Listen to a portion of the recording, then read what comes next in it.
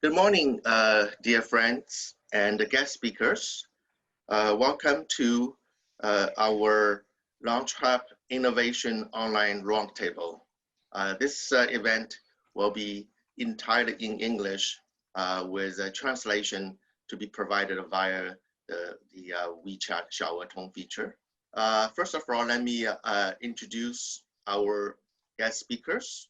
We're very fortunate to be able to invite 7 distinguished guest speakers who are entrepreneurs, academics, investors, or advisors in supporting the entire innovation and technology startup ecosystem. First of all is Mr. Angel Jia.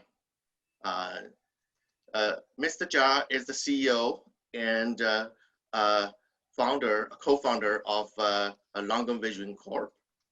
And Longan Vision has recently been named as one of the 9 startups to be supported by Google's accelerator in Canada. So one of the 9 out of the entire country. As a huge recognition to Longan Vision's initiative. It also has recently received very strong backing funding from a Japanese venture capital fund called Fifth Rock. So huge accomplishments from Enzo. And Henry Zhou is the CEO of Mech Solutions. Henry is, I should call him Dr. Henry, is a postdoctor researcher at the University of Toronto, as well as, of course, CEO of Mech Solutions. And Henry actually received his PhD from the Imperial College of London, England, and so it's a very distinguished an institution.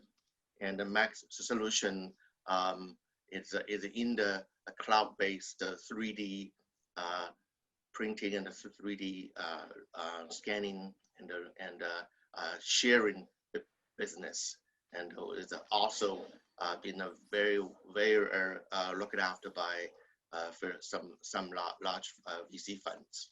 The next one is Dr. Steven Wang. Steven is, Dr. Wang is the professor from York University, as well as he is a guest research fellow from Tsinghua University's AI Research Institute. Next guest speaker is Dr. Saeid Habibi. Dr. Habibi is a professor from McMaster University. Also, he's a senior director at the chair for the industrial research and the director for Center for Mechatronics and Hybrid Technologies, and also a fellow of the American Society of Mechanical Engineers. Next to be introduced is Angelo Del Duca. Angelo is the chair of the board of directors for York Angel Investors, which is the second largest angel investor network in Canada, and is also a member of several other angel network for Maple Leaf Angel and Spark Angels. And Angelo is a director, a former director for Ontario for the NRC IRAP program, and also currently is a seasoned advisor for many startups. The next 2 guest speakers are from China. The first one is Mr. Allen Ding. Mr. Ding is the CEO for iMaker Base, in Chinese called Da Gongfang International Accelerator, based in Shenzhen, China, as well as he is the president for Shenzhen Maker Supply Chain Association. Last but not least, may I introduce Dr. Yangping Zhao. Dr. Zhao is a CEO for the Research and Development Frontier Institute, RDFI, and also a research fellow for Shenzhen University in China. We are very fortunate to have our 7 distinguished guest speakers to speak to our event. This event will be hosted by myself, as well as by Mr. Lyman Dong. In Chinese, everybody know him as Dong Ge, and Mr. Dong is also a co-founder of LaunchHub. I just want to run through a very quick introduction of LaunchHub, then I pass on to Mr. Dong, have a very quick introduction of CCECU, then we'll start the roundtable. LaunchHub and its main function is a virtual incubator, as well as it in itself has a VC investment fund. And LaunchHub was created in 2018, based in Markham, Ontario, and aimed to assist Canadian entrepreneurs to access to the Asian markets, as well as helping Asian startups to access to the Canadian startup and the technology ecosystem. And with our various partners, we're able to provide certain professional support for their whatever markets or technology or financial development their stages that they're in. And LaunchHub is mostly managed by 4 of professionals. One is myself. My background is a chartered accountant, and I'm one of the co-founders for LaunchHub. And David Lalapate is an intellectual properties lawyer. Zen, everybody knows Zen, and Zen is a seasoned fund manager, and he's the CEO of our venture capital fund, and spotting very good startups to be invested in. And the 2 startups that featured here are both very important investees for our VC fund. As well as Claire Zen is also a VP supporting us in the VC fund management, in the coordination with the startups, and most recently, Claire also now works with Angelo in York Angels as a due diligence lead, and of course she herself is an angel investor as well. The pictures can speak to itself.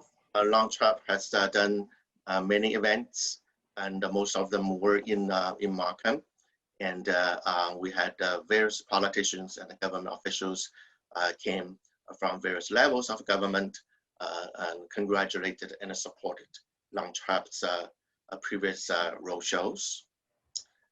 We held our events not only in Markham, we also had in Shanghai, in Nanjing, in Beijing, and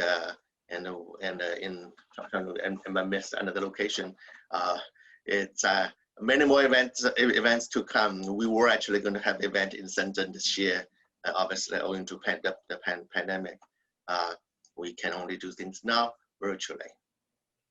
And here are just some logos of the startups that has been incubated or invested by LaunchHub, and they come across from AR technology, 3D printing or scanning, fintech, and energy conservation, drone technology, SaaS-based platforms, biotech, and just to mention a few.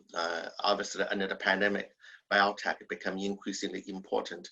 I'm sure more will be mentioned through this online roundtable. And without the support of our partners, LaunchHub will not be able to be successful. So York University, York Angel are very early supporters of us, and not to mention of our CCECU, Canada-China Enterprise Capital Union. We received financial support as well from the Royal Bank of Canada, as well from Centennial Asset Management. Those are very important backers for us. And we have partnership with Da Gongfang from Shenzhen, and Y-Space. We have immigration lawyers to help us with incubators in Tianjin, as well as our Qingchuanghui is a youth innovation and education program that LaunchHub is very proudly be a part of as well. So we held events in China. We are helping essentially the Chinese partners to be able to provide them as a platform for them to have a view of what's going on outside of China, and provide a more academic and folk exchange in the innovation field.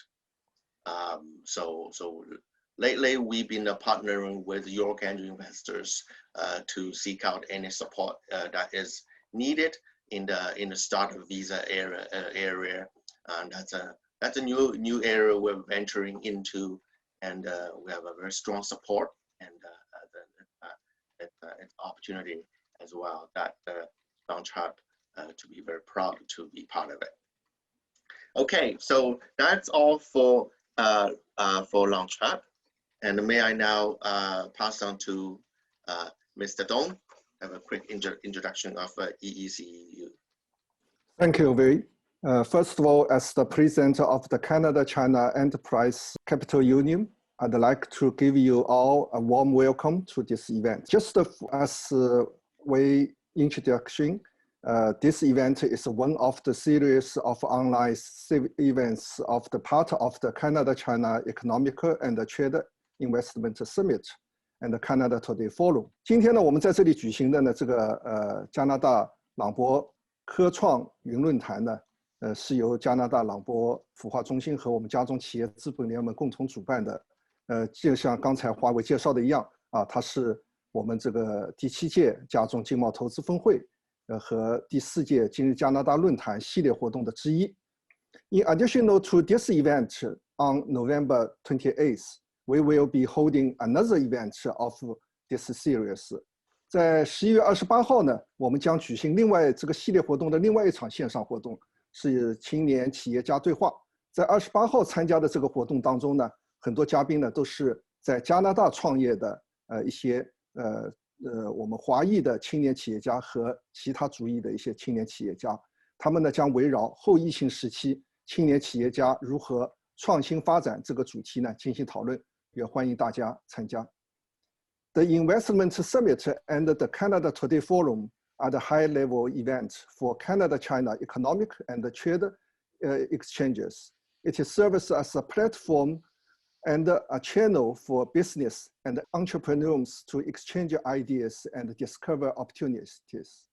As the most important non-governmental economic and trade exchange link between Canada and China, the Canada-China Economic and Trade Investment Summit and the Canada Today Forum has become one of the most important events in the economic and trade cooperation between Canada and China.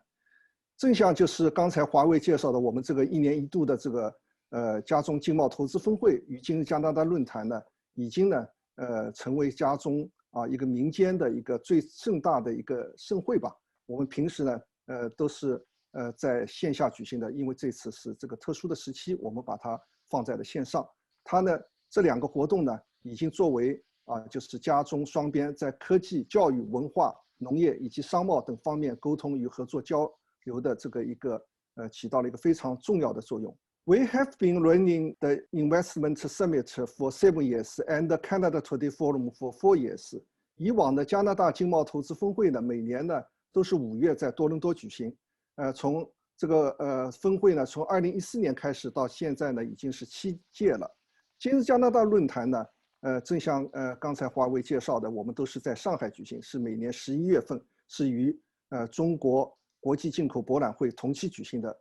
特别是我们参加了第1届2018年的这个进博会，同时呢，我们也参加了去年的第2届进博会。特别是去年啊，在这个第2届的国际进口博览会当中，我们今日加拿大论坛呢是作为就是加拿大关于加拿大的这么一个平行论坛，可以说是唯一一家在第2届进博会期间关于加拿大的一个活动。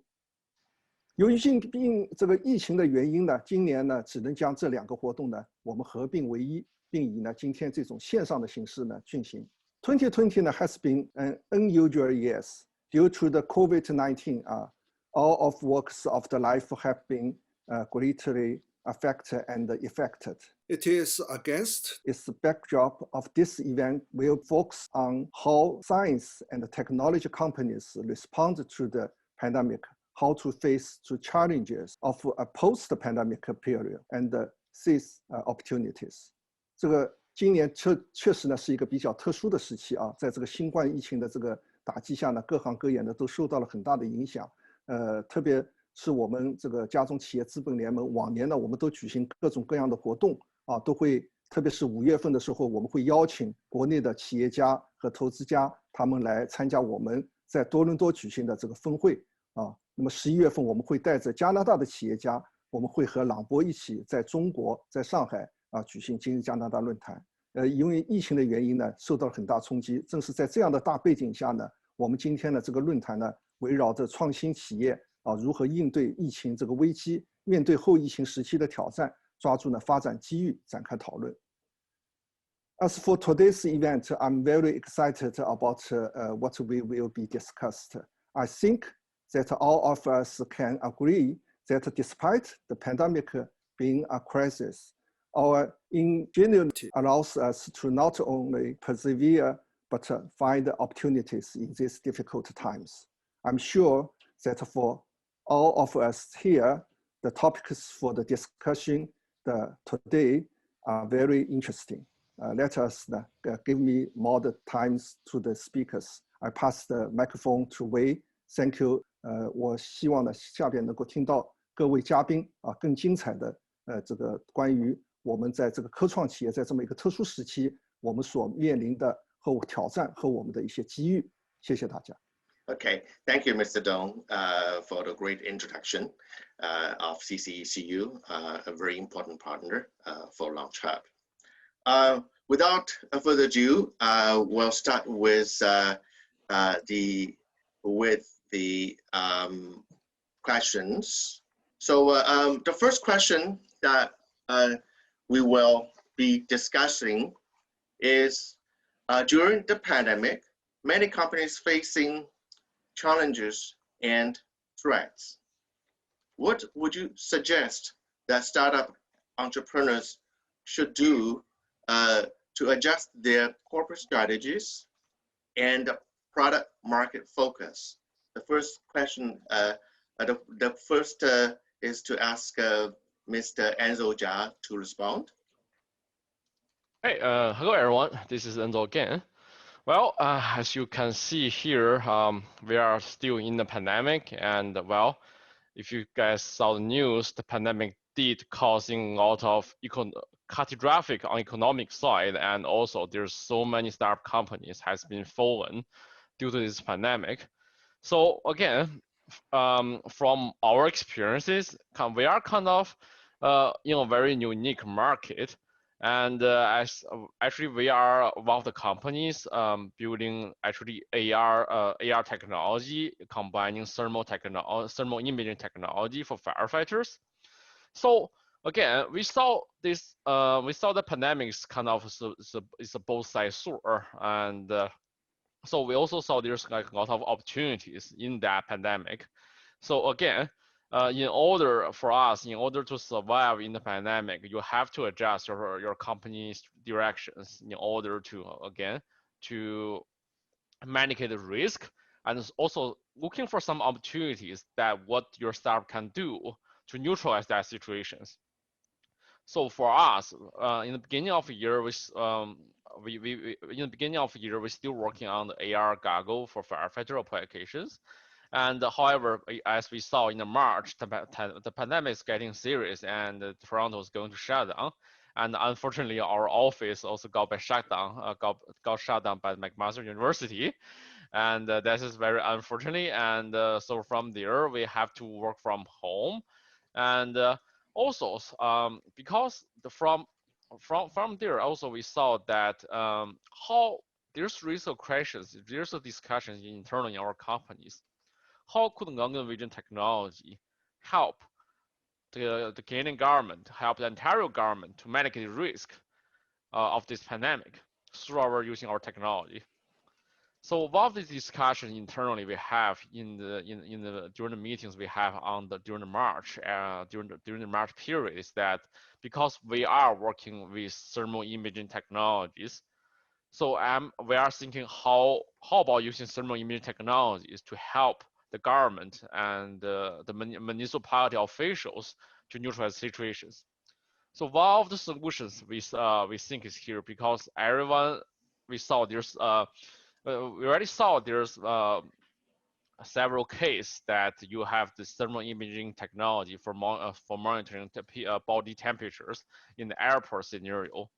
So we are thinking during that moment how we could transfer these technologies, how kind of using that as a case studies, and basically to deliver these technologies for like civilian, for public, such as we can basically using our technology to thermal imaging technologies monitoring a large amount of people in a closed space, such as the mall entries, such as restaurants, such as long-term care home. So that's kind of initial thought. We during this pandemic, I think from startup point of view, you have to redirect your technology for especially related to the pandemic, how your technology can help during the pandemic. That's the direction we are going. So again, for our cases, we are basically using our thermal imaging technologies. Basically, we're rebuilding the entire AR glasses. We're taking all the component from our AR thermal AR glasses, repackage them in a different format. Before, we're putting everything in AR glasses, in AR visor. Now we take everything out, repackage it in a thermal imaging camera that could monitor body people. We call it the surface body surface temperature. That's the term we're using, surface body temperatures. So that's kind of opportunity we saw here. Again, we saw this is after we begin these ideas, our R&D team just dive deeper into like these ideas and try to make it from papers to a physical model.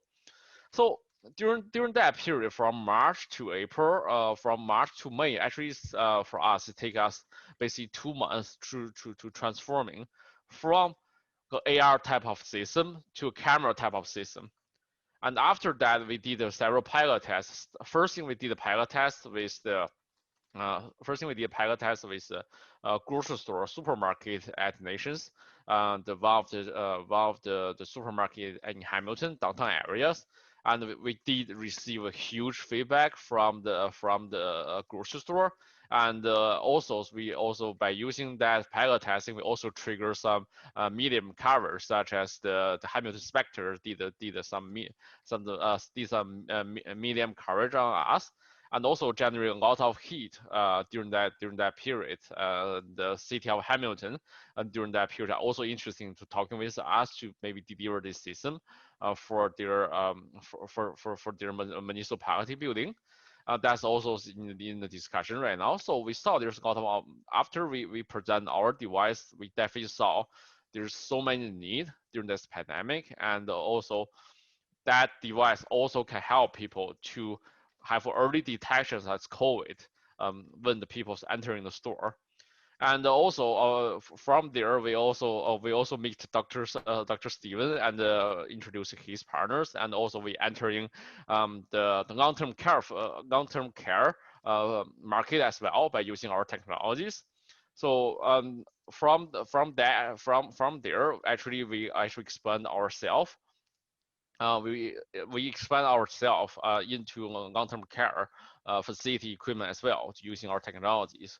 Actually, we had installed like 2 dozens of thermal imaging cameras in the long-term care facility right now, and currently are doing great. They help long-term care facilities to identify the early to have an early detection of COVID. So they can basically the entire technology, the thermal imaging cameras. So normally what people do for long-term care facilities, they have a handheld thermal imaging handheld gun. Basically, you shoot their head to measure each people's body temperature. First thing, one of the drawbacks that you have to very close to that person. That is not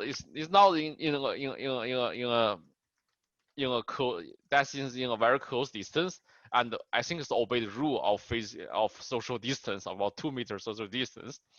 So compared to them, our technology is basically you can measure in like 5 meters away. You don't need to actually point your gun to that person. And also for us is that technology, for thermal imaging technology, you don't need to even stop when you're crossing the detection area. You can just walk by the cameras, just like your normal do entering a store. But when you're walking into the store, when you're walking into the facilities, the cameras already start their measuring, already doing their measuring. Actually, that's very useful for the long-term care facilities. First thing is increase their efficiency. They do not need to, for every single person, they do not to take out the handheld thermometers to measure each individual persons, and also break the rules of social distance. And another thing is that our system can measure like 5 people at once. So if 5 people stand in front of cameras, we can measure them at once. You don't need to measure each individual people. That's also help them out when there's multiple people entering the facilities. And also that we are also working with some other companies, try to hook up some cloud-based computing for in the futures. So again, so that's I think from our side, you have to adapt the change. This is the world. This is the new world we are sitting here. You have to adapt the change no matter what. So if you, for example, if you're doing your ordinary business and your business doesn't really help during the pandemic and got infected, so I think the best thing you can do is try to figure out other solutions. How could your business, how could your technology can help the government, can help public to neutralize these situations, to help neutralize these situations. Yeah, I think that will be my answer.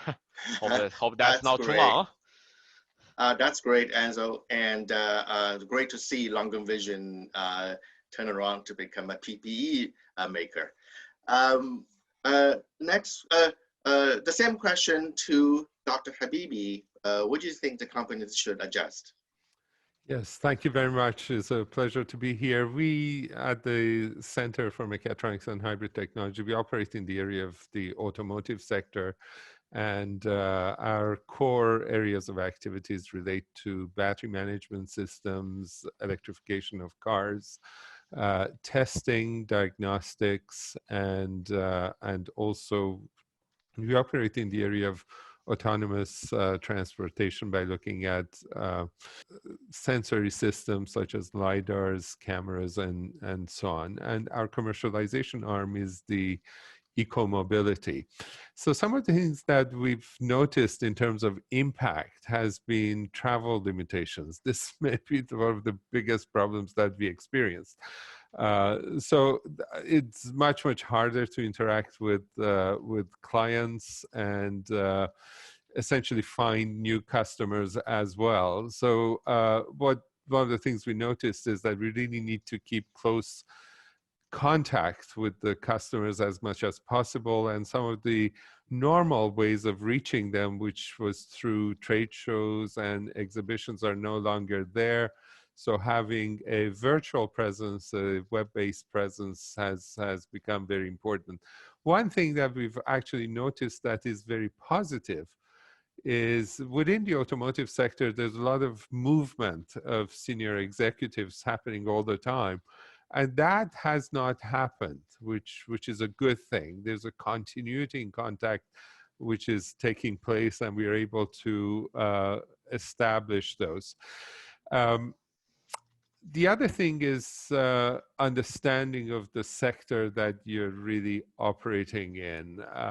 The automotive sector is going through a transformative change. We're talking by 2022, 2024, the cost of an electric vehicle to become comparable to that of a conventional car. So it's almost as if the automotive sector is starting to look beyond COVID. It is COVID and beyond. So remaining strategic as far as the business area is concerned is very important. Some of the suppliers that we were dealing with have gone to a halt, basically. But in the areas that have been very strategic and have affected the safety of the systems, such as battery systems, the work is continuing. It's actually going full bore. And again, trying to focus on the fundamentals, trying to add value to it was another area of experience that we had. We experienced the same thing as Enzo. We had to shut down the facilities and work from home. And that has cultural challenges. There are definitely management challenges where we have to keep track of on productivity and making sure that the morale is up. These are big issues. But also from a startup perspective, we're moving to some new facilities. And this is an opportunity for us to maybe consider the economic benefits of it, whereby we don't have to move to as large an office space and try to use the work from home style of operation. And the fourth area that really we've been focusing on is really the finance and being able to sustain the startup operation, always a critical factor. And here the government initiatives are very important, and we have benefited greatly from them, as we can discuss later on today. So these were some opportunities and observations that we looked at, but aligning to COVID has been an important issue. Thank you. Thank you, Dr. Habibi. Very important observations and impacts. Same question to Mr. Allen Ding. 丁总，请您谈一谈关于那个疫情下对那个创业者的战略调整上有些什么建议？好的，然后谢谢华为啊。我会从4个小点来讲一下，我们觉得就是疫情下面对产品市场的一个调整的建议。Thank you very much, Huawei. And I'm going to answer your question, i.e. the adjustments to products and markets under the pandemic from 4 perspectives.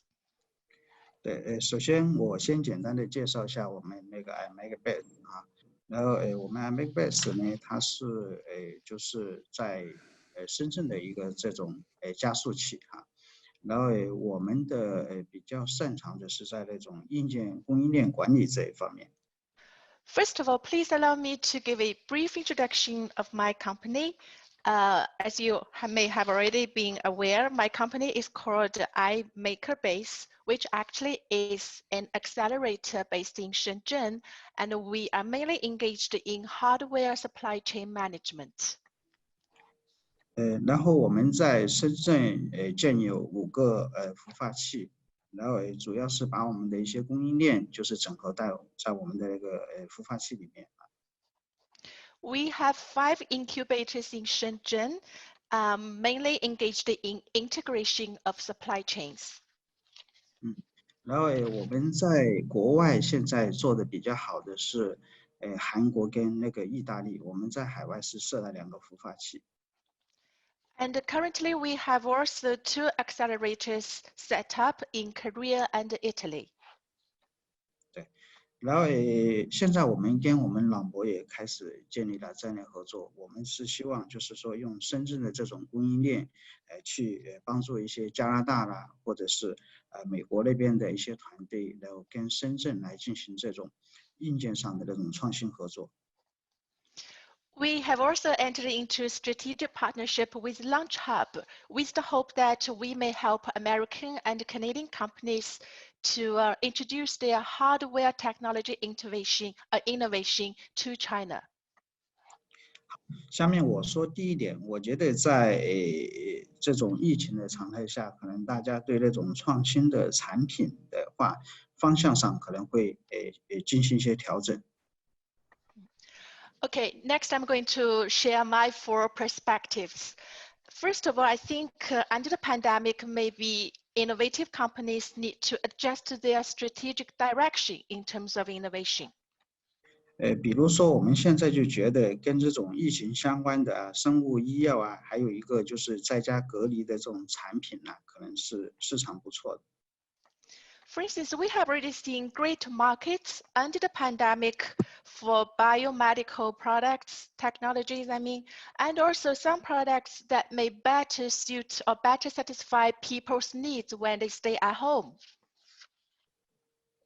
我首先举一个例子，是我们跟韩国的一个团队做的一个，比如说我们那个在家隔离的时候可以蹦迪的一个这样人工智能的一个音箱。For instance, in Korea, currently there is a very popular product that is the audio-video entertainment system for people to enjoy music and maybe disco at home. 我给大家这个展示一下。Let me show you what that product is. 对，我们觉得现在这个产品就效果非常的好，然后我们中国最大的一个那个就是 K 歌的公司叫唱吧北京的，就现在在跟我们这个项目战略合作。And because that product is so popular on the Korean market, that Changba, which is a Chinese company that develops a karaoke app, expressed their interest to partner with us so that they can introduce their app to be combined with that kind of hardware product on the Korean market.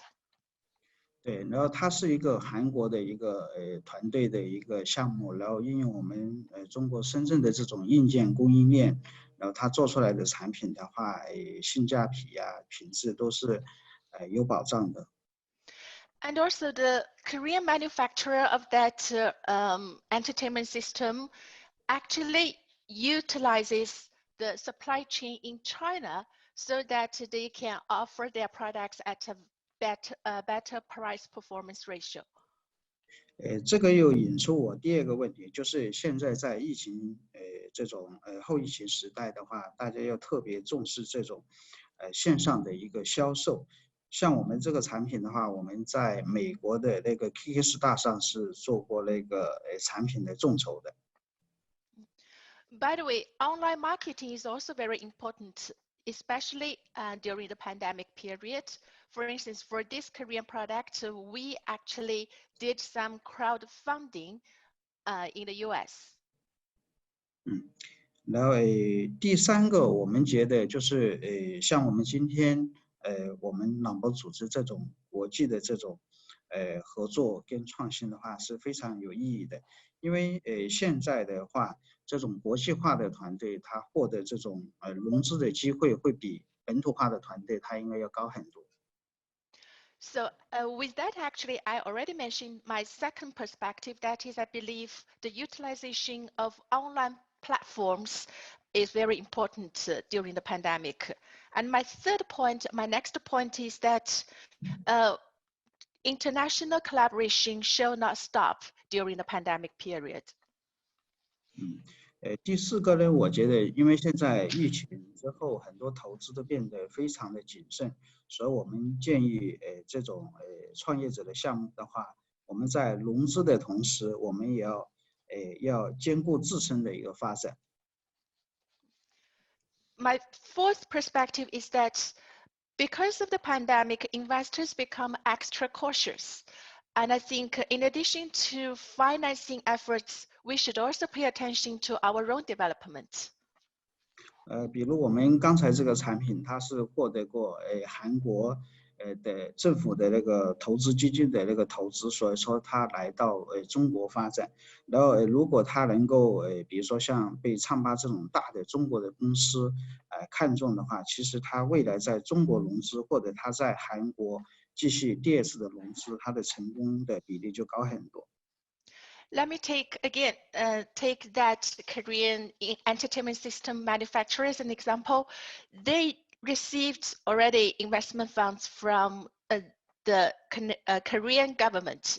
But you see, because they are still actively developing themselves and seeking other opportunities, and now they have entered into partnership with Changba, which I already mentioned is a very large Chinese company that develops apps.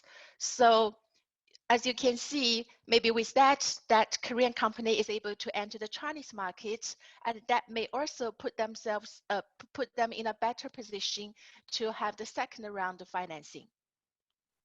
对，所以最后总结一下，所以我是非常看好这种国际化的那种团队，然后他们关注的又是跟这种疫情相关的这种领域，然后又是那种硬科技的那种团队，是我们觉得在后疫情时候会有比较好的一个发展前景的项目。So in summary, I believe an international team and development of products that can cater to people's needs during the pandemic, and also the possession of hardcore technology, so to speak, can be helpful for companies to survive or even outperform during the pandemic.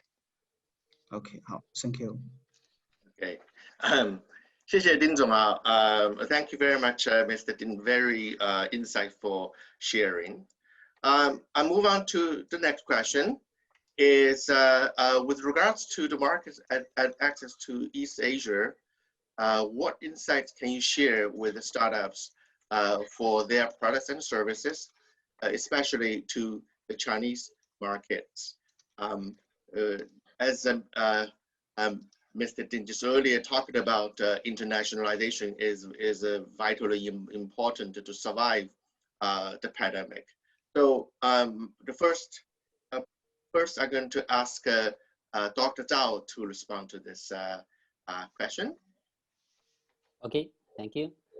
Before my talk, let me briefly introduce my background. I did my PhD in wireless communication, and right now I'm also doing my research at Shenzhen University. At the same time, I'm still doing something at RDFI. It is a platform that connecting both Canadian and Chinese researchers, engineers, entrepreneurs, as well as the capitals and ecosystems. RDFI is also the close partner of LaunchHub. I will share a few points based on my experience and RDFI. Since I know more about the Chinese market than other Asia market, so my sharing will be only focused on Chinese market. If a Canadian company wants to launch business in China, firstly, a suitable city need to be chosen. There are three important city clusters in China you have to know. The first one is Beijing, Tianjin, Hebei area, which is in the north of China. I guess everyone knows the location of Beijing, right? The second one is Yangtze River Delta area, which is in the middle east of China. The city cluster includes Shanghai, Hangzhou, Suzhou, and so on. The last one is Guangdong, Hong Kong, and Macau Bay area. Where the economy can compete with San Francisco Bay Area and Tokyo Bay Area. It is in the south of China. In these city clusters, actually every city has its own competitive industries. So it is better to choose a city that matches the industry of your company. Right? Secondly, choose suitable industry park or science park. As we know, every company has 4 important features, right? Technology, team, market, and money. If a Canadian company considers to launch business in China, I think the technology and the team are already well prepared. It seems to me the market is more important than the money. Since you got the client, you got the money. The proper science park can bring you tremendous industrial resources, which will be much helpful for your marketing. Thirdly, the marketing environment in China has changed rapidly year by year. If you have less experience in China, or if you have left China for many years, it is better to find an experienced partner in China. So regarding to the cooperation channels, here are some suggestions. For example, find a local business partner, or ask a third party who knows both cultures for help. You can also ask the investors for help, since they have more international resources like LaunchHub. You can also ask the Canadian embassy or the Canadian consulate in different cities of China. I think they would like to offer some help for the startups. The last but not least, come and visit China. Know more about Chinese market and the entrepreneurial ecosystem. Choose your favorite city, your favorite science park, and your partners, and then decide how to do it. Okay, thank you. That's my sharing for this question. Thank you. Thank you, Dr. Zhao. Very, very practical advices. That's great. Same question to Dr. Steven Wang from York University. You please share some of your thoughts. Well, thank you very much for the invitation. So to tell you a little more about my background, actually I'm a professor at York University, but I'm also a scientific advisor for several companies, and I'm the advisor for 2 companies in Beijing, 1 established company in Taiwan, and also several companies and the organizations here in Toronto. So the question is about the South Asian market, especially for the Chinese market. I want to say a few words about the South Asian market, the East Asian market first. I think the East Asian market has been evolving in the last few years, and the market in Vietnam and the Philippines have been emerging very quickly. And the Cambodia market is coming along because due to its change for business policy, that's quite favorable towards foreign investment and high-tech companies. For the Chinese market, there are many ways to get in the market, and the LaunchHub has been extremely successful, as you guys all have witnessed or heard from Wei and Lyman. So there are a lot of competitions roadshow in the past. So another way to get in the market is to go to those so-called high-tech park or incubators. One of this is the National New and High-Tech Industrial Development Zone in Zhou, in Shandong province. So the city of Zhou was centrally located in the Shandong province. This high-tech district is a leading investment zone for medical, new material, and smart manufacturing companies. And it's an ideal place for commercialization of scientific and technological R&D projects. I'm not representing them, but I'm a good friend of mine, Charlie, who is representative for them. So if you're interested, I can connect you with Charlie. So another potential opportunity, I think, is the Hainan province. So there's a free trade district establishing right now. So they're getting a lot of attention too. There's certainly a lot of opportunities there for medical related services, education, training, and other business. Of course, if you're interested, I think you should look into that. I want to mention something is the third way. It's quite rare, but it's coming along. is to be acquired by a Chinese company, either publicly traded in the New York Stock Exchange or traded in the China. So a lot of people, I mean, I'm sure some people knew about this, but a lot of people seem to have a fear about this, and they are fear about several things. One of the fears is saying, well, if I do this, I lose my IP. Actually, it's not. So actually, you could get investment from them, either become a sub-company or become a strategic partner. So this is not just a theoretical possibility. Dr. Yang, a PhD graduate from our department, has just done that. So his company, Fast Approach, was just acquired this year, and I was happy to be some assistant in this process. To summarize, I think to settle in the high-tech park or incubator is one way, or you form, what is so-called the private and public partnership, and with some province like in Hainan, it's not a possibility. Or you could be part of strategic partner and through the Spark, so-called special purpose acquisition company, and that's another way. And that's all I want to say about this. Thank you. Thank you, Dr. Wang. 同样问题问丁总，您从深圳、北京方面看这个问题，您是第一线了。好的，然后谢谢华为哈，因为我们是一个实体的加速器啊，其实我更想用我们的一些案例去给大家讲一下我们的故事啊。Thank you very much again, Huawei. Well, since ours is an accelerator, let me share some more examples with you guys.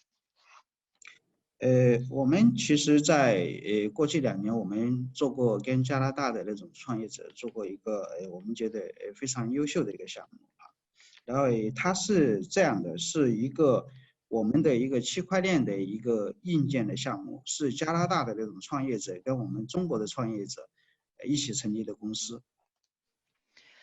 About 2 years ago, actually, we had a great project with some entrepreneurs from Canada. That is a project to have collaboration on the hardware for blockchains. 对，我们这个可能我不知道，这个叫 Near 的，就是我们这个星际大陆的加拿大的那个合伙人啊。As you can see from the screen I showed you just now, the guy on the bottom right corner is our Canadian partner for that project. 然后他们是在2018年的1月份开始创业的，但是他们是做的这种区块链的那种矿机嘛啊，然后他们在全球进行销售，当然主要的市场是在那个中国、日本韩国这边亚太会多一点。然后他们在2018年成立，他们当年的营业额就达到了6000万人民币。They started their venture in January 2018.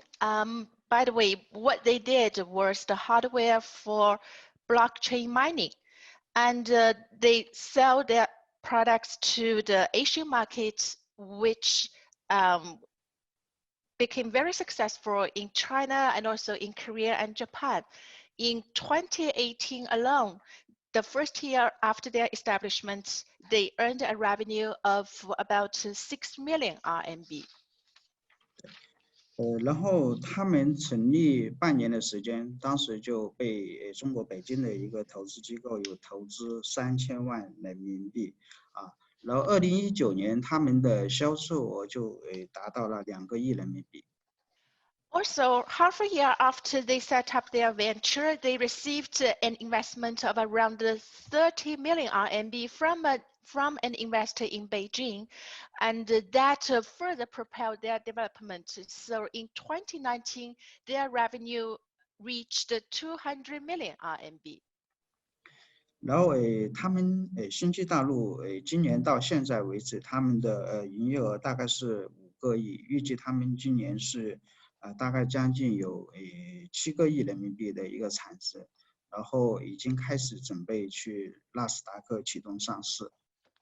By the way, the company's name is Xingji Dalu, and later, they even managed to achieve a revenue of around 500 million RMB, and it is expected that this year their revenue may reach 700 RMB, and also they are now preparing to go IPO on NASDAQ. 对，所以我们觉得其实这种国际化的团队跟中国结合哈，我觉得首先这种创业团队的这种结合，再加上我们的一个市场的一个结合啊，其实是非常容易产生一个爆发式的一个市场的。So again, you can see this is an example of international collaboration, and a Canadian company enters China for the for financing and also for the market. I personally believe there's still great prospects for such kind of business model. 所以像这样的项目，我们像在非常早期的时候，他们非常小的团队的时候，我们大工坊就会相当于种子投资的形式就投资进去。像新西大陆，我们也是他的一个投资人。And as for my organization, iMakerBase, we will enter those companies at a very early stage to participate in round A financing or the seed funding. 所以我们非常看好这种国际的团队，然后比如说跟中国的这种供应链结合啊，跟中国的这种市场结合啊，然后还跟中国的这种金融结合的一种方式哈。Because we truly believe in the potential of such companies. They have international team, and they can, for instance, utilize the supply chain in China, and of course, they have the right condition to gain access to the Chinese market as well as the financing opportunities in China. 对，这也是我们现在坚持的现在的一种这种国际化的孵化模式，比如说跟我们的朗博啊进行国际化的合作，我们觉得这种的前景是非常的广阔的。好，谢谢。That's also why I'm here in partnership with LaunchHub, because I truly believe in the great prospects of internationalization. Thank you. Great, very good case study, Mr. Ding, and quite insightful. And LaunchHub, we're looking forward to identifying similar opportunities, so we can collaborate further. That's fantastic. Okay, come to the third question. Is under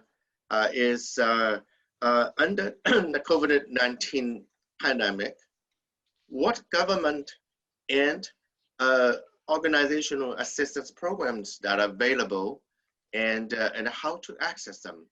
The first, the question first is posed to Angelo Del Duca. Angelo? Oh, thank you, Wei. I really like to provide some insight on how companies can really utilize the government support programs that are available during these extremely difficult times.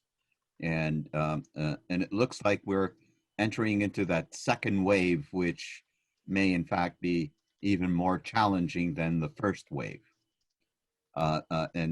These have really put a lot of stress in companies, and the Canadian government, both federally and provincially, have recognized this. And so they've put in place several programs to assist companies through these difficult times. In fact, as an example, the National Research Council Industrial Research Assistance Program, in April, during the first wave, they provided $250 million in funding through this new program called the Innovation Assistance Program, IAP, and essentially to assist Canadian small and medium-sized enterprise. So it's a real focus on the companies that probably are hit the hardest during this particular time.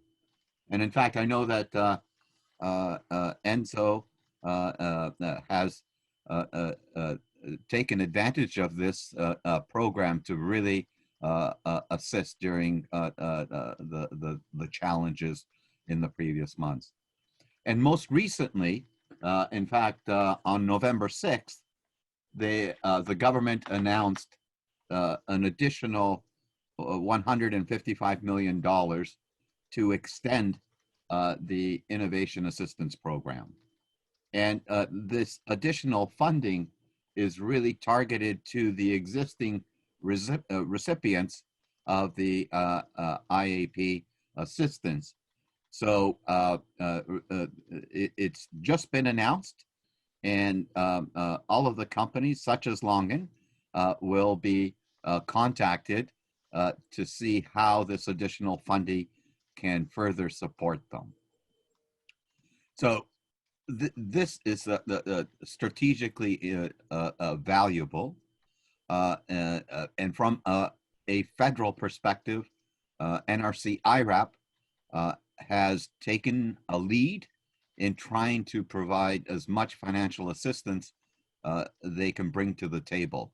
And typically it's directed towards labor, both internal and also external, such as contract employees that are not on source deductions. And that support will enable companies to maintain its team while we have all of these challenges. Just as Dr. Habibi described, being able to go to their place of employment and actually work on exciting technologies. And these are mechanisms to allow that seamless progression as companies scale. So in addition to that, there are other government programs from the federal government with the Canadian wage subsidy to employers. And when I reach out and mentor, as Wei mentioned, I do a fair bit of mentoring with companies.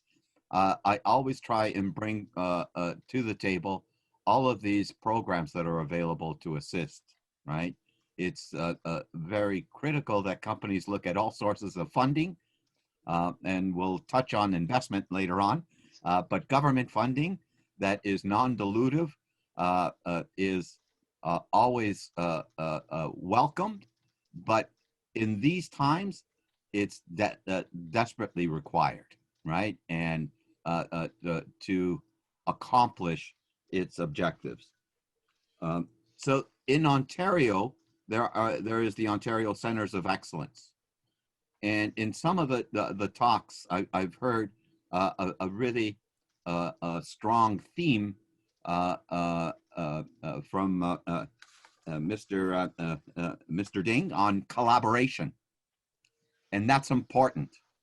The industry needs to help each other to succeed. And the Ontario Centers of Excellence has launched a collaboration platform so that companies can list some of the areas that they require in terms of technologies and also can provide. And they are focused in a COVID perspective, which includes sterilization and sanitizers, PPE technologies, vaccines, diagnostics, ventilators, and digital technologies. And within each of these platforms, there are companies listed that have specific needs and provide an opportunity and a platform for multiple companies to collaborate and bring value to both sides. So I'm a strong supporter of collaboration, and the collaboration is not only with government from the financial perspective, but also with academic institutions such as McMaster, just to mention one, and also industry. Though that triad is really the linchpin of providing success. So additional, there is the Canada Emergency Response Benefit, or CERB, which is going to individuals that unfortunately are faced with the dilemma of not having an employment because of this pandemic. And although it's ended now, stay tuned. They are looking at alternatives to provide that assistance. And it may not be a lot in terms of financial contribution to an individual, but these days, every little bit helps, right? We still have to make sure that we keep food on the table and feed our family. So my heart goes out to all of these individuals that are in these troubled times. And I'll just quickly go through three more that I'd like to identify. There's the CEBA, which is the Canadian Emergency Business Initiative, which is really providing an interest-free loan of up to $40,000. And it's been recently expanded to include an additional 20,000. Again, it is a interest-free and forgivable to some degree. Again, it's the way it's a mechanism that the government is giving to companies to ensure that employment is maintained, but more importantly, to ensure that the company is moving forward on its growth trajectory. There is also the Canada Emergency Rent Subsidy. Although a lot of landlords have forgiven rent during this pandemic, the tenants, companies still need assistance in this area where they're faced with not being able to conduct business, but still have to pay rent, right? And in fact, my wife, who has been home since March, her organization has looked at actually reducing 10 floors of a downtown office tower down to 2.5 floors. So companies such as owners of large buildings are also feeling the pinch, right? As we transition into work from home virtual engagements, it's also going to have a positive and a negative impact depending on which side of the table you're at. One other area is from an investment perspective, and it's a journey that Wei, Enzo, and myself have gone down, and that is an investment matching program, COVID related, from the Business Development Bank. But to I just want everyone to be aware they have a very narrow focus in terms of the types of companies that they're willing to provide the matching contribution, but it's still worthwhile to explore if you feel that you meet that criteria. And it's more targeted for companies that are already in the marketplace, having traction in the neighborhood of 1 to 2 million, and are successful in securing VC investment that also has specific criteria. So that's an overview. I don't want to hog the floor, Wei, but that's my perspective. And my philosophy is always take advantage of all these programs. They've been developed to assist, and don't ignore them. Don't leave a penny on the table, right? Absolutely, absolutely. Thank you very much, Angelo. Very comprehensive an overview of the various programs available. Harry, Dr. Zhou, and from your perspective, could you share with us in terms of on this topic? Okay. Thanks a lot for invitations. So we are startup companies, and I started the company about like 3 years ago. I'm the founder of the companies, and I did my PhD and postdoc, and I come to start my own companies. So we provide like 3D printing, retailing, service, education, and mechanical design, and we develop a 3D printing software, which is called Cloud 3D Print. It is an R&D project, and it is a cloud-based software and hardware platform that link up to 3D printing workspace and let the user to manage the project workflow. So this is R&D project for startup companies are like a very big risk because we need to spend a lot for the labors, maintenance, operations, and during the COVID-19, the pandemic, it is a like big challenge for us. So during the pandemic, we are actively thinking the sponsorship from the government and from the investor side. And we actually are the person to do the government fundings, and we have a pretty good result. So we got a few sponsorships from my perspective. So the fundings we currently got for including the NRC, the National Research Council's IRAP, so Industrial Research Assistance Program. So it covered like nearly 200,000 for us for 1 year. And we got like a funding from OCE, the Ontario Centers of Excellence, for the 5G program. I think Enzo also applied for this program. And we got some fundings from the student workplace,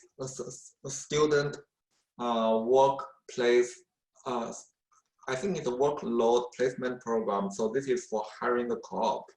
And for each Corp, they can cover 7,500. So that is an increase from the 5,000 due to the COVID. So they have additional support for hiring the Corp. So that means for each Corp, officially we only need to spend like 2,500 for hiring for each Corp. And we also know they have like few super clusters who also provide sponsorship for the startup companies. And this is one aspect. And for another aspect is government sponsored the research to collaborating with the universities. And there is some organizations like NRC, NSERC, OCE, VIP program, and MyTech can also sponsor that. So we apply 3 of these. So what I want to mention is that NRC, NSERC, and OCE recently offer opportunity to collaborate with industrial partners and universities. And the leverage is industrial partner only need to spend 15,000, and it can be leveraged to 19,000. So it's a very good opportunity to collaborate with universities with these fundings. And also there is a couple of super clusters.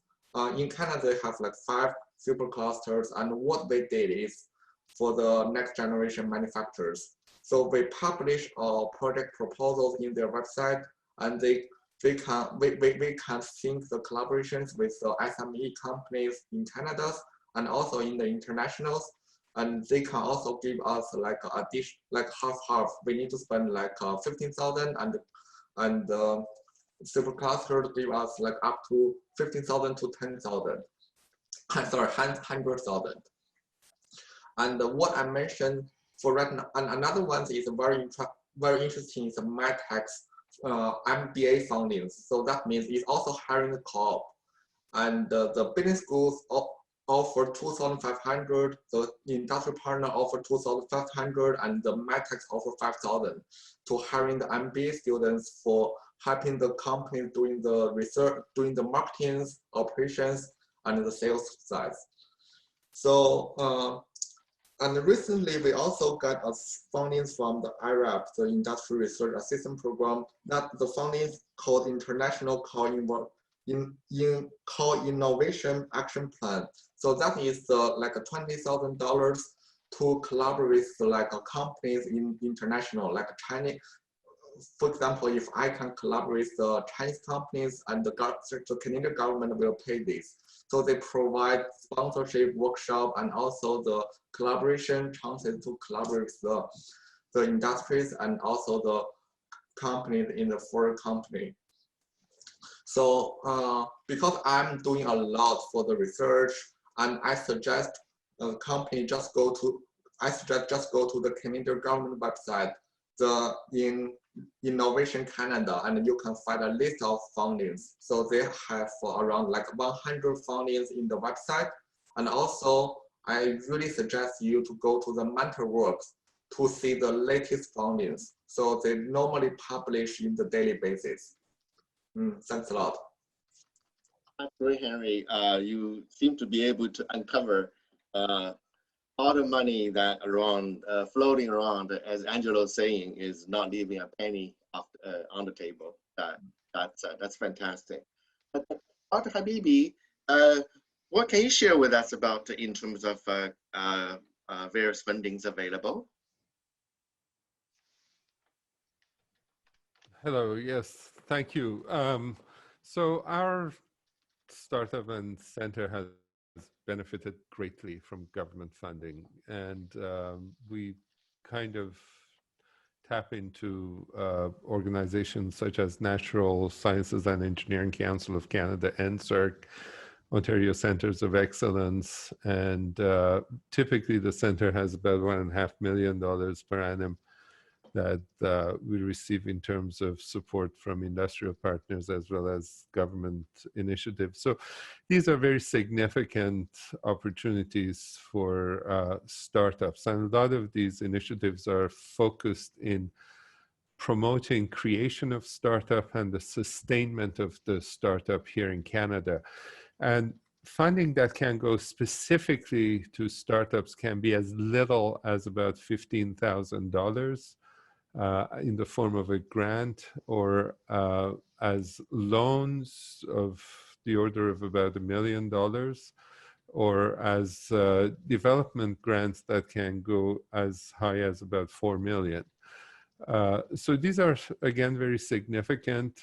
So just to start, I think for a university-based startup, they can go to NSERC, get $15,000 to create market research.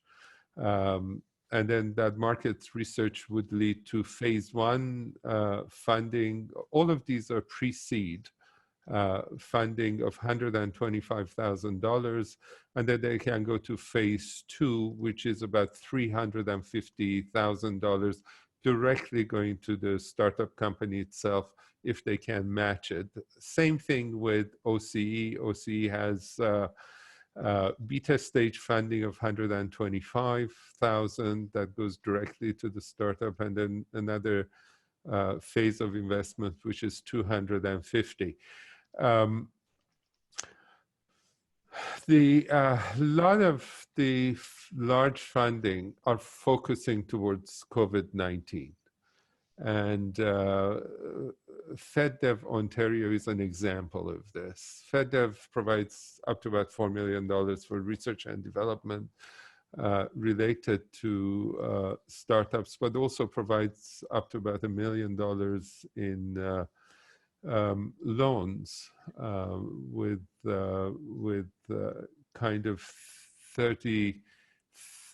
constituting 33% of it. And again, if you are operating in an area where you can pivot into COVID, it's easy to get export development.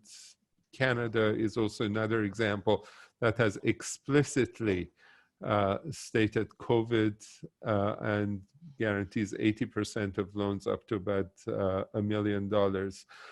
We've in addition to IRAP that Angelo talked about, and I won't go there, and SHRED funding that can benefit investments. We've also benefited from Ontario Research Fund Research Excellence Awards, two of those that are about $4 million funding. And a portion of that can go towards the support of startups. Technology development can lead to commercialization for startup. So Canada has a fantastic, really, the valley of death is there. There's no question about it. But has a really good strategy that goes all the way from university right up to trying to help with the establishment of a startup. These are over and above, with a focus towards COVID, the special COVID support that, again, Angelo talked about, Canada Emergency Wage Subsidy that typically provides 75% of the wage, up to, I think, was $847 per week. And this applies both to educational environments as well as to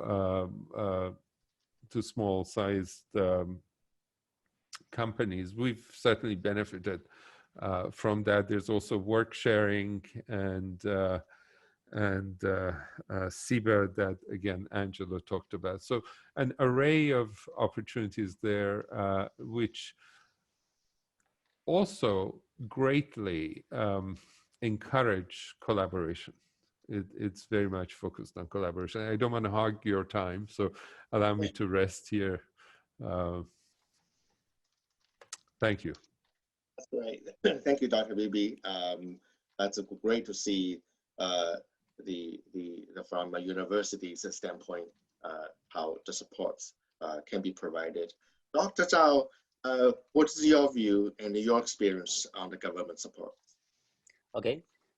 So I will show some situation in China.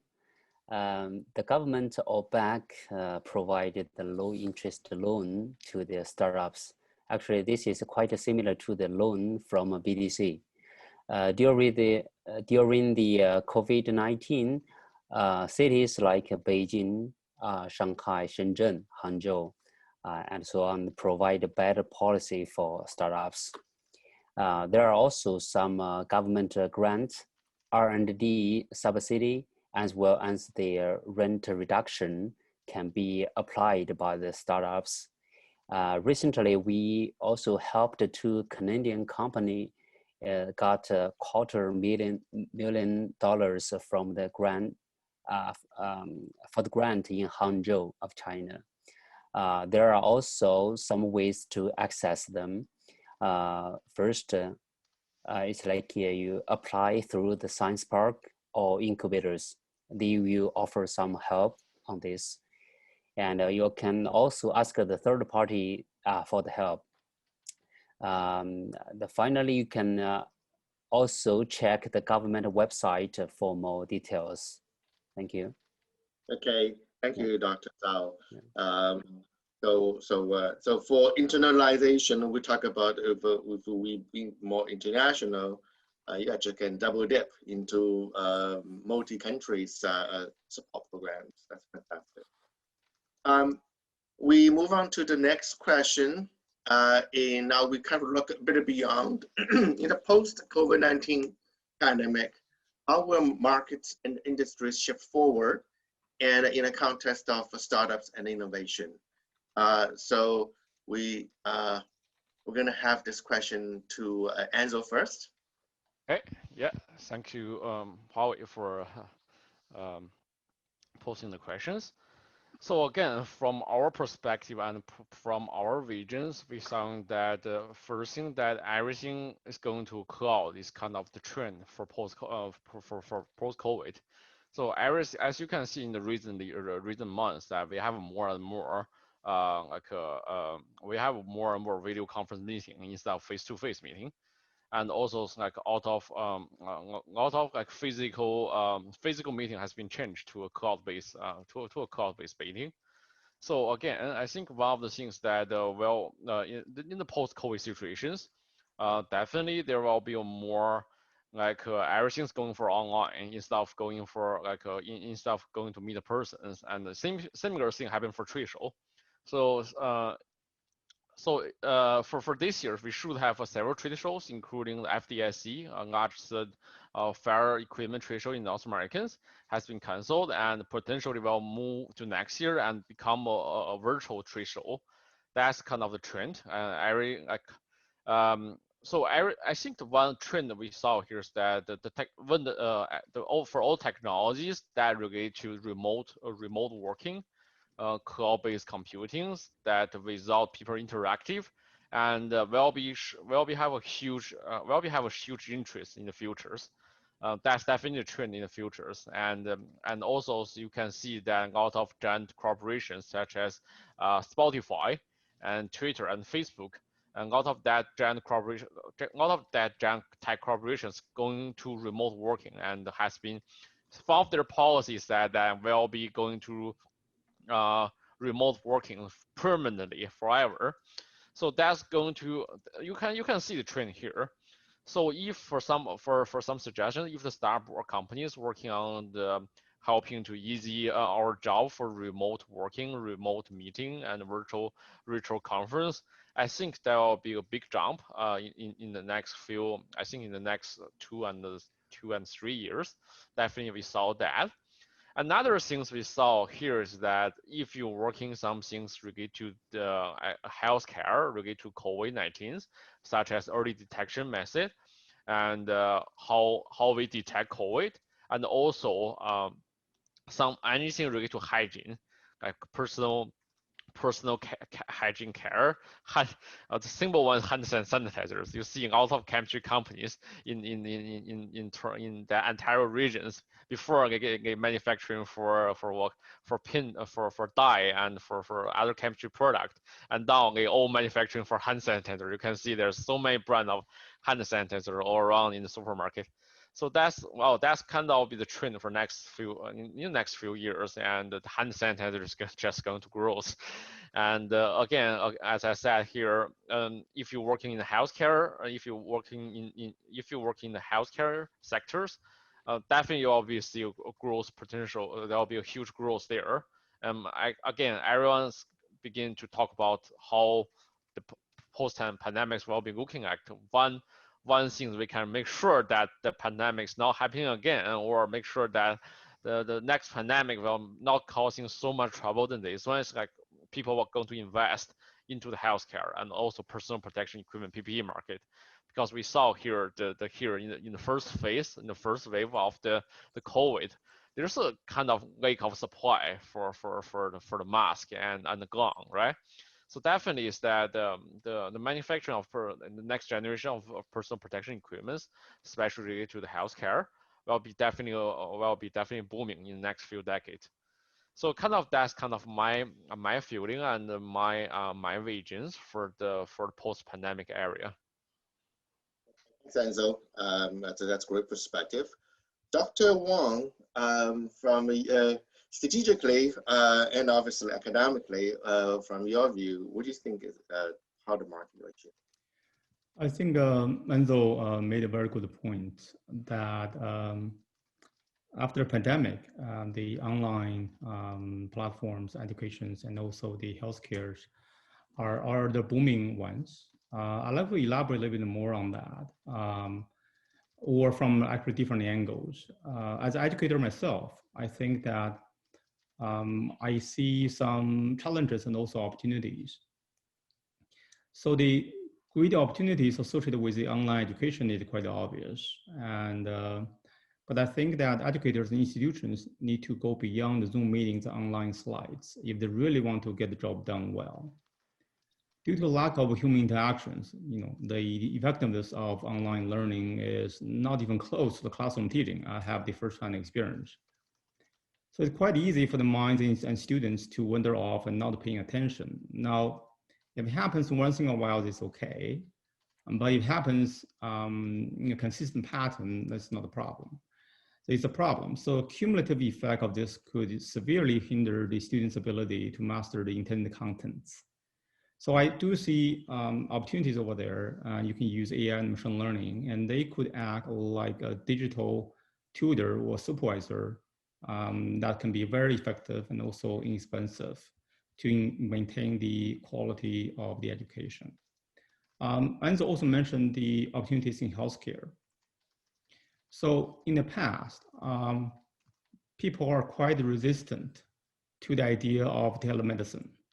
So the patients, doctors, and investors were not quite very warm to the idea of telemedicine because they say, okay, I have a headache and I, or have other stomach ache. I want to see a doctor, but you're telling me over the phone or over the video conference, I don't trust your judgment. But COVID-19 changed the mentality of everyone because they weigh the risk, right? If you go to hospital, then the chance probably is greater than the chance you're having a very serious problem. So another hot item now this year, I see it, is a smartwatch. So smartwatches were not accurate enough 2 years ago, but so they were merely tools for those fanatics for fitness. Smartwatches now can measure the vital signs such as heart rate and very, very accurately. In the control of a pandemic, one of the hardest things is find those patients that are asymptomatic. So they have the COVID-19, but they don't have the fever. So temperature detection is the first line of defense, but we need second line, we need third line. So the asymptomatic patients, are those people who are either seniors or who have either immune systems that are seriously compromised. Therefore, the peripheral blood oxygen level is a very good indicator. So wearable devices nowadays can measure that very accurately through the PPG technology.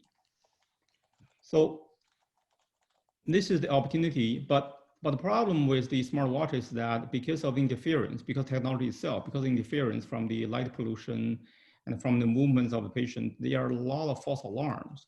So AI and machine learning algorithms can really help to rectify the problem by using mathematical and statistical models that are based on human physiology. A lot of people say, oh, a lot of people are doing that, but if you're treating people as a machine, then your algorithm is not going to work very, very well. So for the healthcare system, I want to go beyond technology. I mean, I've been working on applying AI and machine learning and big data to healthcare for more than 12 years. So last 5 years, the lesson I learned is that, well, AI stands for artificial intelligence, yes, but AI in healthcare also implies that you need to worry about the AI, but that stands for application and integration. The intrinsic characteristic of a healthcare sector, hospitals, clinics, and LTC, all require any technology to be adaptive to the environment, not the other way around. So any new technology must be integrated almost perfectly in the care process in order to be effective. Again, we have witnessed failed attempts in the last 5 years, including some Fortune 500 companies. They have made claims, but and then that didn't work. But this year, someone got it right. So the IPO of the Teladoc is a case in point for digital health. For the interest of time, I will not say more about the company. This company made its IPO in this year. It spells like TELADOC. You can Google that. So it is expected the market of digital health will take off very, very soon. So FDA in the US has responded to prove much more digital health products than before.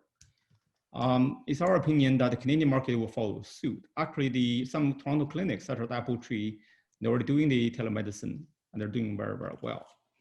To summarize, I think the era of the digital health is here. The market is ready, and there's a great need for various reliable and robust products. So Enzo's company has done this long-range IR sensors machines that are very, very effective. But we need more. We need much more reliable and robust products for every aspect of the healthcare. But to do that successfully, you need to understand the healthcare sector very well to be, to really to get the job done. So again, to summarize, I think there are great opportunities for the high-tech startup companies in the health sector. Thank you. Thank you, Dr. Wang. And I can see Zan is writing down fiercely on where to invest for the next. So, Dr. Zhao, Henry, from your startup perspective, how you see the market will shift? Okay, so from our perspective, because we are doing 3D printing business, we can see this area is growing rapidly. So in the recent report from the US, from the industry watch, the 3D printing and prototyping belong to the top increased industries in 2022 for these years. And the reason is that So the 3D printing can print both the PPE item and can design any customized design. And also it has been developed for like 4 to 5 years. And now they have like a rapid growth also due to the opportunities. And one of the another business is e-commerce business. And during COVID, fortunately, we survived, and our sales also nearly doubles. Because for right now, people are more likely to buy things online. So compared with China, the Canadian people is more prefer to buy in the local store before, but this habit is changing. And also, COVID-19 is changing the work way of each company, and more and more companies will accept work from home. For these ways, as an employer, unfortunately, we know the efficiency is lower than traditional like face-to-face and communicate. But there are some good things. The first one is it is very easy to find the talent for right now because the job is shrink and they have like a very limited chance. So as an employer, it's very easy to hire people. And the second thing that we can easily find anyone over the internet. So instead of traditional ways to hiring the full-time people, we now prefer to hire a contractor or even freelancers. And this can be saved the cost of the labor fees. And the cloud-based business is growing, like Enzo and Dr. Wang mentioned. And the most important tools for our daily work is now transferred to the SaaS software like Zoom, Slack, Asana, and GitHub. So we are now going to develop, and also for our companies, we are also going to develop the SaaS-based softwares for support the advanced manufacturers. And we are also trying to save the operational cost for people who handling the 3D printer. And we are also hoping to attract more investors after the COVID-19. Thanks a lot. Okay, thank you, Henry. You're very adaptable. Dr. Zhao, I know it's very late in China now. It's almost 11:45. I really apologize. This thing drag on for a bit. We have some very important topics about to be introduced. So what do you see from your end? Okay. So I will share my perspective on that, how the COVID-19 changed our life in China.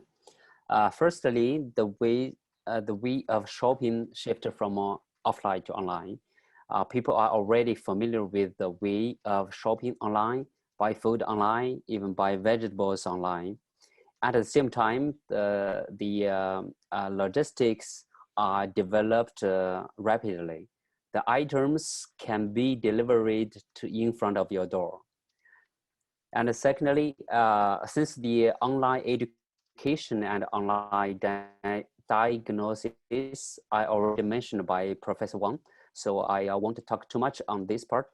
The third example I want to share is related to life science enterprises.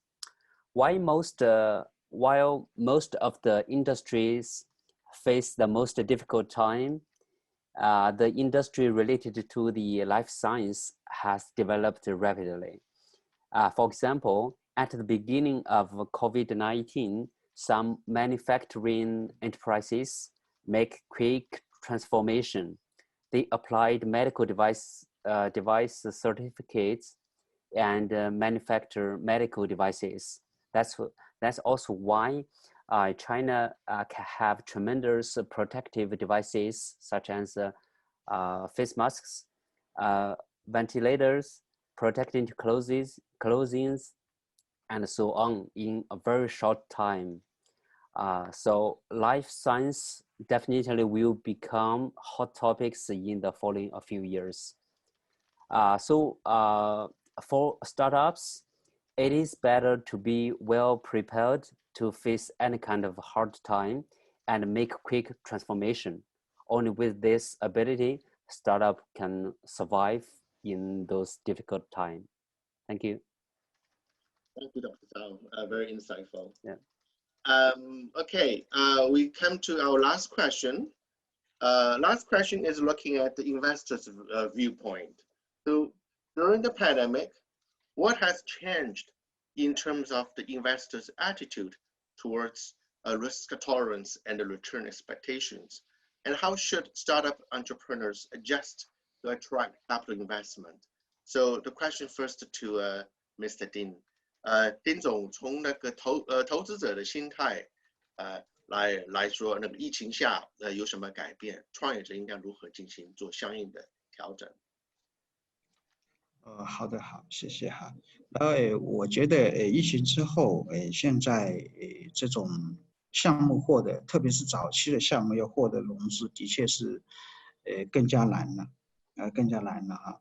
然后所以我觉得有一个建议，其实我们可以不只是比如说在中国融资，或者是在加拿大融资，我们可以进行全球的融资就比如说我们的现在的项目发现在日本跟韩国融资，就很多大企业的基金非常希望投资中国的项目，或者中国跟国外结合的项目。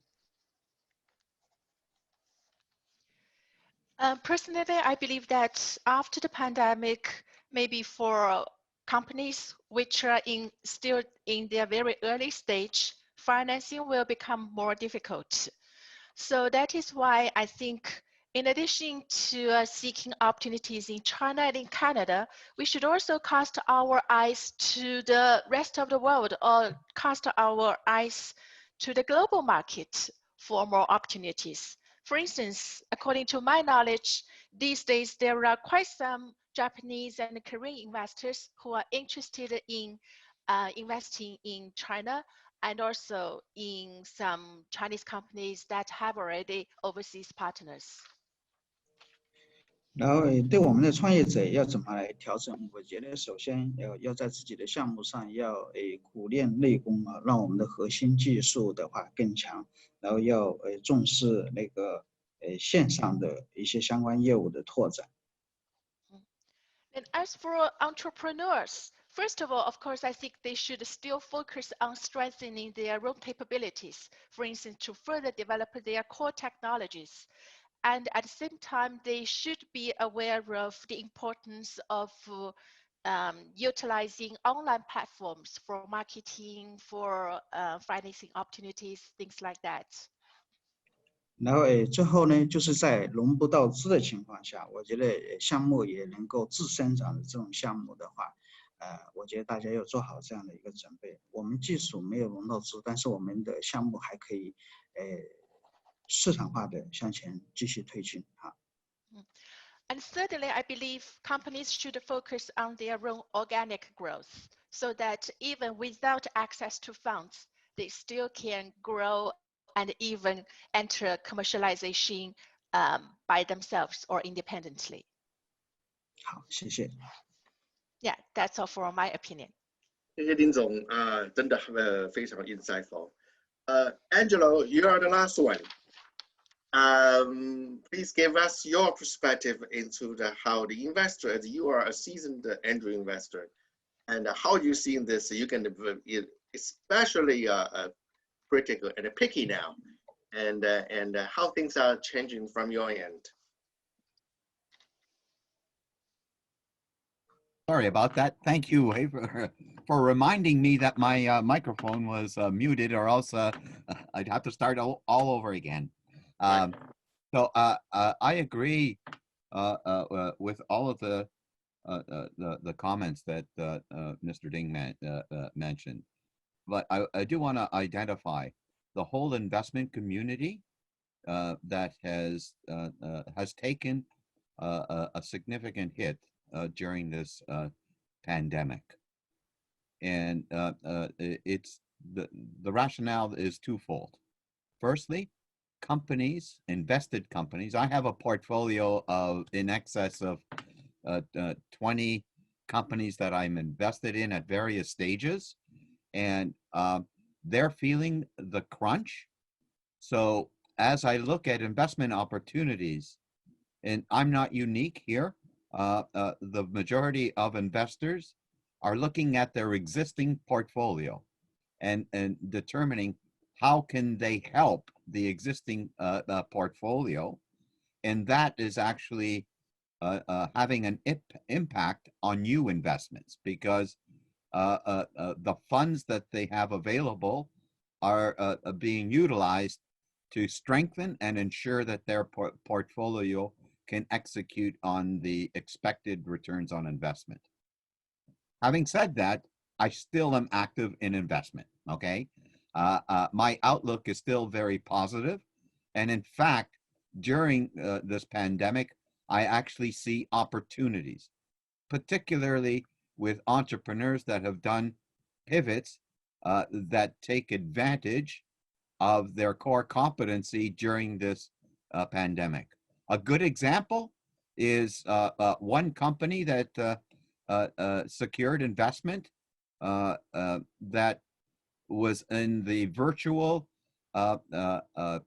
will generation. And at the onset of the pandemic, they were expecting to a certain level of revenue. And once the pandemic hit, their expectations increased by 6 times per month. So it was an opportunity, a virtual opportunity that really wasn't impacted during the pandemic, but actually strengthened during the pandemic.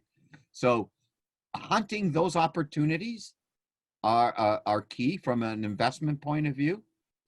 On the flip side, I have invested companies that are extremely successful in securing customers and orders, but the impact of the pandemic on the entire supply chain has limited their ability to actually deliver product. And one of the key elements is the supply chain has now been adjusted, but there is such a backlog of having product being shipped. Finding space on a ship is now becoming a challenge. So how do I get my finished system in Shenzhen to the UK or to the US when there's such a backlog of orders that need to be filled? So it's a bit of a race, and entrepreneurs have to adjust to look at how do you overcome that that challenge, and do you utilize some online technologies and offerings that can compensate for it. So that particular company is looking at more remote monitoring, remote diagnostics, and remote maintenance of existing systems and also new systems. And in fact, I think this now becomes a stronger company with a stronger value proposition. And although there was a setback from the COVID, that it's actually enabled them to think on broadening their offering so that they're even a stronger player in the marketplace. So those are some of the adjustments. But the major thing for new investment opportunities, I encourage entrepreneurs to take a look at what they're seeking in terms of the amount of investment, revisit the whole topic of valuation, and potentially look at raising a smaller amount, adjusting the valuation, which has come down during this pandemic, and identify key milestones within a shorter duration, demonstrate your ability to execute on your objectives, and then come back for more funding later on with even a significantly higher valuation.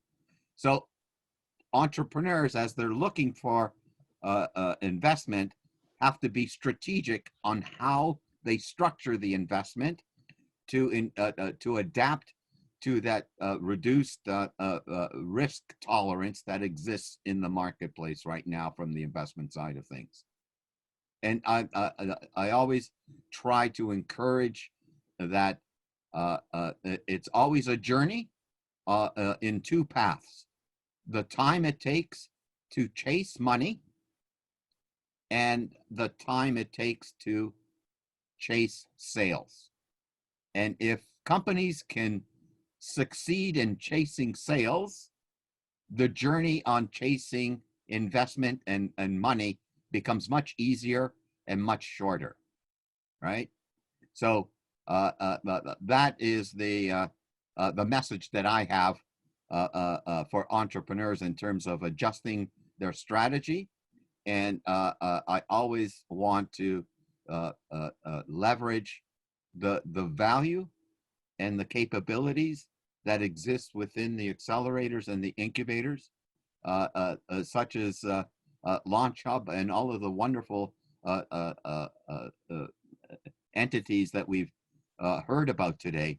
They can be your advocate to assist in that whole financing journey, and reach out to them, to myself. I'm there to assist, just as I know all of you are. And I will be following up with that wonderful Korean technology, because my wife, who's now at home, she now starts to do Zumba, and I'm thinking that platform might be perfect for her. So I'll explore that further. So those are my thoughts. And I want to thank everyone for allowing me the opportunity to provide some insight. Thank you very much, Angelo, for the conclusion speech.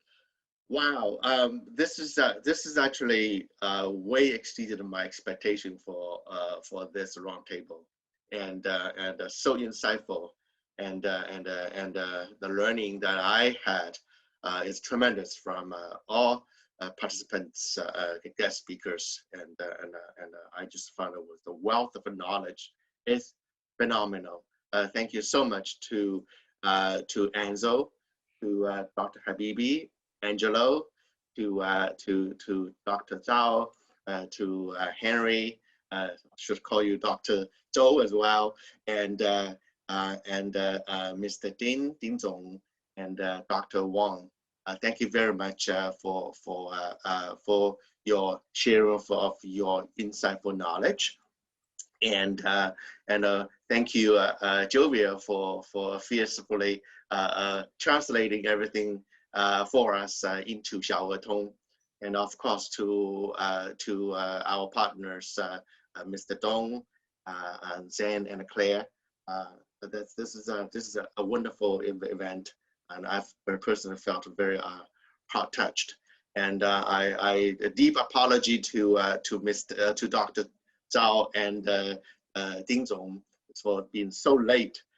很晚了，在中国已经差不多12点了，正好12点。